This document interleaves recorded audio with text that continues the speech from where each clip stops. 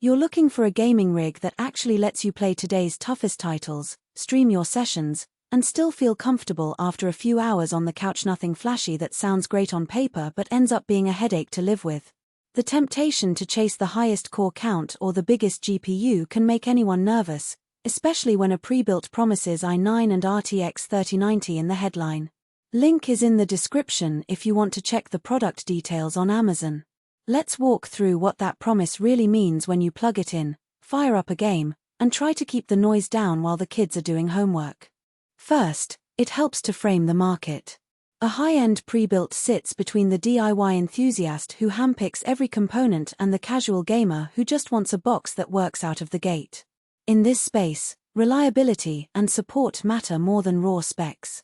You're paying for a system that's already tested, cable managed, and backed by a year of parts and labor coverage plus lifetime tech support.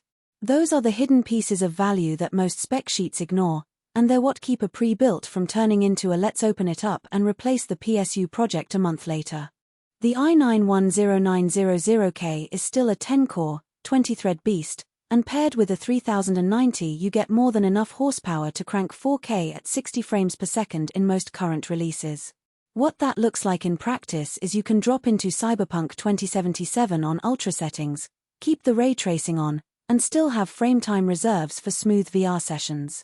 The 16GB of DDR4 isn't the most future-proof memory size, but the board runs at 3200 MHz, so you won't see bottlenecks in texture loading or multitasking unless you're pushing 8+ heavy applications simultaneously.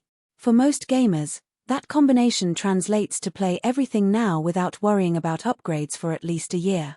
One of the biggest practical concerns with a machine this powerful is heat and noise. The CyberpowerPC Xtreme VR uses a closed-loop liquid cooler on the CPU, which does a respectable job of keeping temperatures under 70 C even under sustained stress. The radiator is mounted at the front, so the warm air gets expelled out of the case rather than blowing onto your desk. In a real-world living room, the fans spin up to a low hum during intense raids but stay quiet enough that you can hear in-game audio cues without cranking the volume. If you've ever lived with a screaming blower on a DIY build, this feels like a noticeable quality of life upgrade.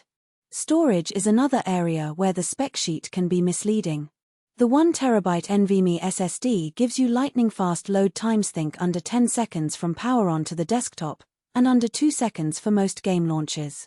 The additional 2TB HDD is a good safety net for large libraries, media files, or backup copies of your favorite mods. In practice, you'll find yourself installing the OS and your go-to games on the SSD, while using the HDD for older titles you dip into occasionally. That split keeps the SSD from filling up quickly and lets the system maintain its snappy responsiveness over time. Connectivity often gets a short paragraph in marketing blurbs, but it can be a deal-breaker for a house with multiple consoles, streaming devices, and a home office setup. This rig comes with Wi-Fi 6, which means you can actually get stable, low-latency connections without running a dedicated Ethernet cable to the PC.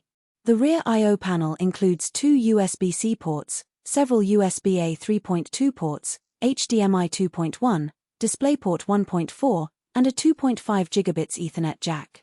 In my own testing, plugging a 144Hz monitor into the DisplayPort and using a Wi-Fi 6 router gave a seamless experience for both high framerate shooters and Netflix streaming on the same network. Now let's talk about who should seriously consider this box. If you're a competitive gamer who wants to max out settings in AAA titles, do regular VR sessions, or run a small streaming channel where you need the CPU to handle encoding while the GPU runs the game, this system checks almost every box. It also suits creators who dabble in video editing or 3D rendering on the side, because the RTX 3090's CUDA cores and the i9's multithreading give you a respectable workstation hybrid without buying a separate machine. The included tech support is a safety net if you're not comfortable troubleshooting BIOS updates or driver conflicts on your own. On the flip side, if you're a budget-conscious gamer who is happy with 1080p or 1440p performance, you'll likely overspend on this configuration. The 16GB of RAM is fine for now, but many newer titles and future